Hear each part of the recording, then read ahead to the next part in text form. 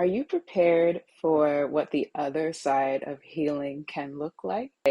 My name is Jessica Hurd. I'm a licensed mental health counselor in the state of New York, and I'm here to talk about healing, specifically within the therapy process, and a lesser talked about side of the healing process, what that can feel like, look like, be like. If you're interested in like what we're talking about today, please give this video a like.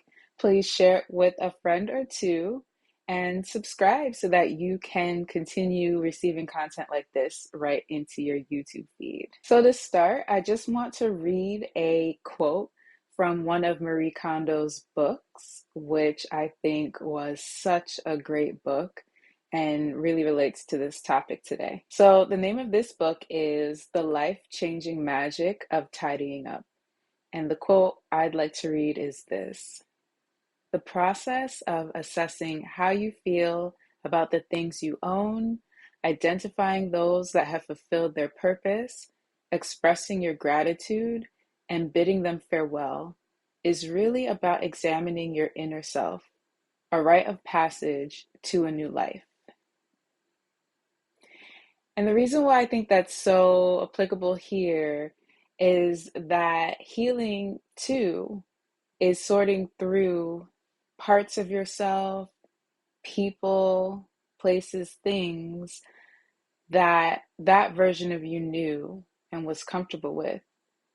And some of those things can't go with you as you are growing and healing. So the takeaways of this video are this: healing in therapy doesn't always result in just gains, but also it can result in loss.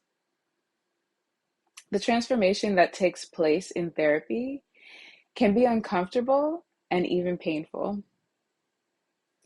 Sometimes successfully healing means outgrowing versions of yourself. So those are the takeaways of the video. I hope you'll stay through the whole video through. And if you do, I will actually have some strategies for navigating this healing process, this part that's not really talked about. Okay, so first we're going to talk about not gains, but loss in the therapy healing process. So I think it's great that when we're talking about therapy, especially when people are just getting started, or people that have been in therapy and are talking about it to their friends and family, they'll get really excited and talk about the gains. They'll talk about these new skills that they're using and how that's helping to change their lives. They'll talk about how they're sleeping better now, or they'll talk about how there are things that they've been meaning to do or goals that they've been trying to work on and how it's finally all happening for them, right? Lots of transformation, a lot of positive, a lot of gains, and that's wonderful. But then there's the other side, and that is the loss. And I touched on a few of those earlier, but just to go a bit deeper, let's say, for example, someone was using certain things to cope, right? And now they've found healthier ways to cope with those same things. And one of them may be going out to the bar a lot and drinking a lot of alcohol. And so the loss with that would come, hey, I have a better way of coping with, let's just say it was stress. I have a better way of coping with stress now. And going to the bar and spending all this money and drinking all this alcohol doesn't really fit in with my lifestyle anymore, because I was doing that because I was feeling all of this stress. And now I realize that I don't want to spend all of this money. And when I drink that much, I get a hangover. And so, other changes are made. And then what happens, right? There were friends that may be at the bar that now this person isn't seeing as much because they don't have the same things in common anymore. So that's loss. Or maybe now they're in a state where it's like, well, now I don't want to do that anymore. What else can I do in my free time now that I'm not spending all my time drinking and partying maybe too anymore? That's a loss. That is giving up an identity, giving up a hobby, giving up people. So there's loss involved. And that's just one example of many. I think another one, and I won't go into too many details, is just the change that comes when you're healing and you're the only one in your family that is working on healing. And now your family is looking at you and saying that you're acting weird, that you're being funny, you're not the same anymore. And that causes a lot of friction in the family.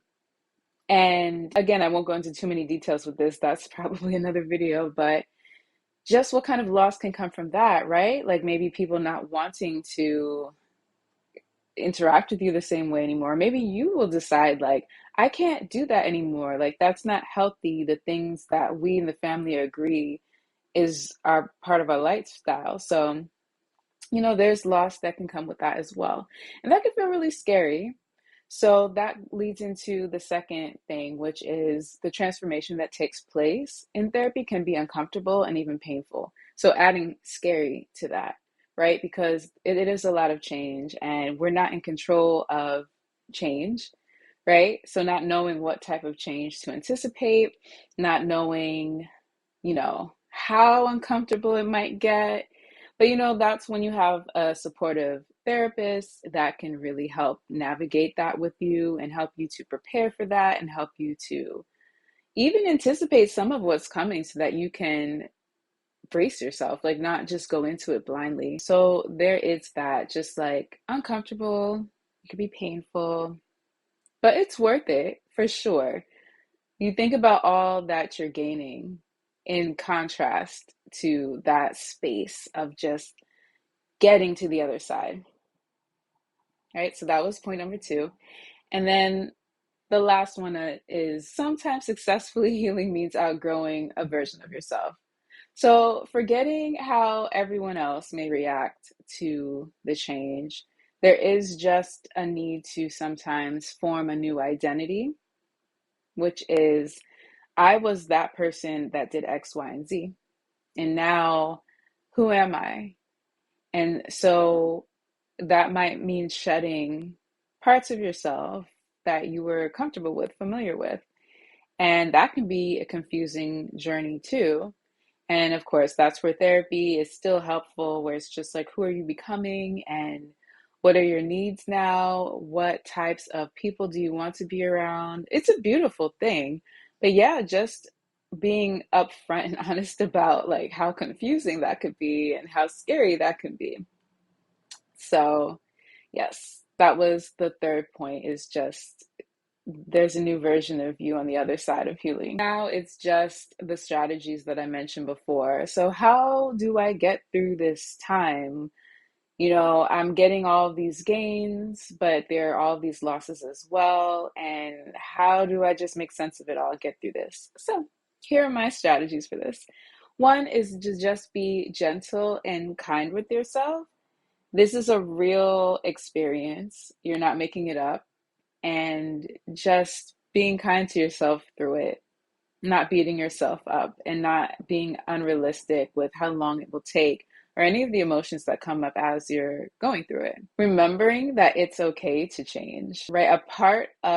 We don't think about it or talk about it, but realistically, a part of changing is moving away from something, moving away from a place, growing out of something, right? Like when we think about a plant that is growing and we need to repot it, we need to take it from the small pot and put it in a bigger one. So realistically, healing and change, that is just a part of it. But, just remembering that it's okay to change, remembering that it's okay to say goodbye. So goodbyes are a part of life. And referencing the book again, she does such a beautiful job of just, honoring where we were, honoring the time that we had with something, place, person, and just really giving it its focus, I would say. I think we need to be really intentional when it comes to saying goodbye. And so it's okay to say goodbye. It's necessary sometimes. And then the last strategy I have is expressing gratitude often. So again, referencing the book, she does, that is a part of her method, the KonMari method, which is to express gratitude. It is about finding joy. Um, that's the part of the decluttering process. But part of it is when you do realize the things that do not spark joy, the things that are not coming with you, it is to express gratitude and to gracefully release them. And so, I mean, yes, expressing gratitude in that sense is what I'm referring to, but honestly, I'm also expressing gratitude overall, just expressing gratitude for what you do currently have, expressing gratitude for where you're heading, the growth that you have accomplished. And yes, giving gratitude to, hey, before I learned how to successfully manage stress, that bar was a place that I found solace. And those people that I met were really good to me in those times. And just being able to express gratitude for that time in your life. Okay, so I really hope that you found this video helpful. If you did, please remember to like, please share with a friend or two, and subscribe to the channel so that you can be notified whenever a new video like this and another topic like this is being shared. So again, my name is Jessica Hurd. I'm a licensed mental health counselor. If you'd like to work with me and you live in the state of New York, the link is in the description box below. Also, I do have a virtual mental health and wellness community, and you can book one-to-one support calls with me from anywhere in the world there, and also join our community and receive peer support that way. Feel free to download my free affirmations ebook, which has 100 affirmations for women of color that are young professionals, students, anyone that is focused on wellness and mental health while pursuing their goals. And until next time, be well.